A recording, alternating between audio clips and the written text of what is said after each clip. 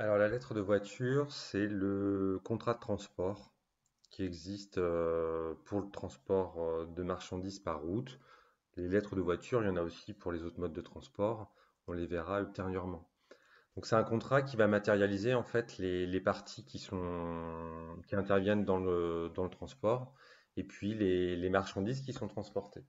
Donc sur le document, en fait, il va falloir indiquer les informations essentielles pour le conducteur lorsqu'il va faire sa tournée. Donc déjà, comme tout contrat, il y a une date. Donc établis-le, vous indiquez la date à laquelle vous rédigez le document. Vous vous positionnerez toujours comme transporteur, donc vous compléterez cette partie-là, transporteur. Et puis, vous indiquerez la personne qui vous donne l'ordre de faire le transport. Autre information essentielle ici, ça va être le véhicule que vous allez utiliser, ainsi que le conducteur qui va faire la tournée.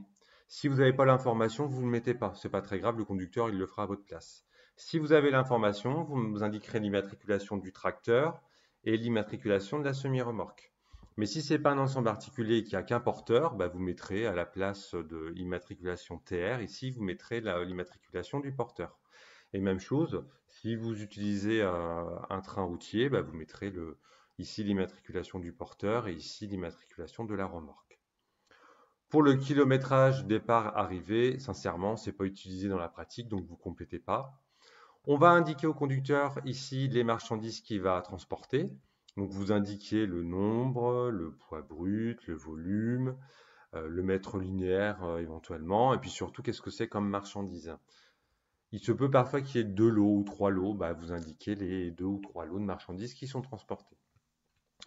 On coche si les marchandises sont dangereuses, on coche si c'est des denrées périssables, c'est-à-dire si c'est des marchandises pour lesquelles il y a besoin d'avoir une température particulière.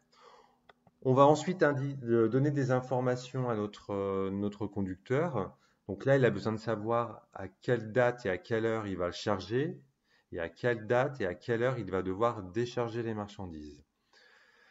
Et puis, autre partie qui est importante ici, le donneur d'ordre, il peut nous demander des équipements spéciaux, par exemple, qu'il y a un transpalette dans le véhicule, donc on peut le mettre. Et puis surtout, c'est des prestations annexes qui peuvent être demandées par le donneur d'ordre. Les prestations annexes, c'est tout ce qu'il y a en plus du transport qu'on facturera au client. Par exemple, il peut nous demander de procéder au chargement, enfin que le conducteur fasse le chargement, alors que normalement, ça ne devrait pas être au conducteur de le faire. Donc nous, on sera prêt à le faire, mais par contre, on va le facturer.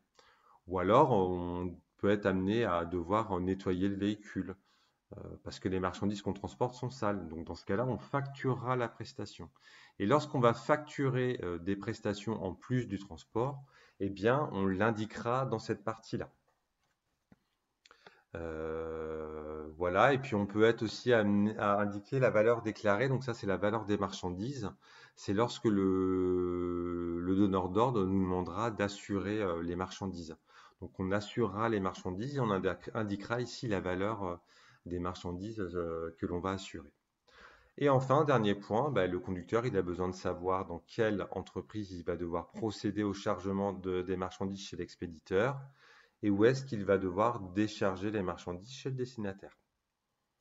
Voilà, en fait, vous aurez complété votre lettre de voiture que vous remettrez au conducteur qui pourra faire le chargement et déchargement.